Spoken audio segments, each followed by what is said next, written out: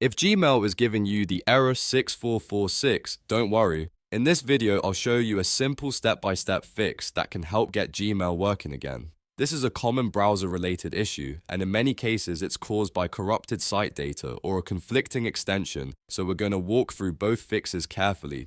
If this video helps you, make sure to hit like and subscribe for more quick tech tutorials just like this. First, we're going to clear your browser data. Open your browser and click the three dots in the top right corner. From the menu, choose Delete Browsing Data.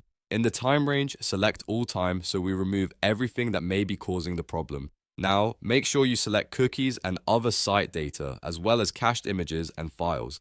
These two options are often the main cause of loading errors in Gmail. Once those are selected, click Clear Data and wait for the process to finish. After that, close the browser completely and reopen Gmail to see if the issue is gone. If Gmail still shows error 6446, the next step is to check for extension conflicts. Open your browser again, click the three dots, and then open a new incognito or private window. In this window, go to http://mail.google.com/ and try signing in or loading Gmail again. If Gmail works normally in incognito mode, that usually means one of your browser extensions is causing the problem. Now go back to the browser menu, open extensions, and select Manage Extensions. Here, turn off your extensions one by one. After disabling each extension, refresh Gmail and check whether the error disappears. This helps you identify the exact extension that is interfering with Gmail.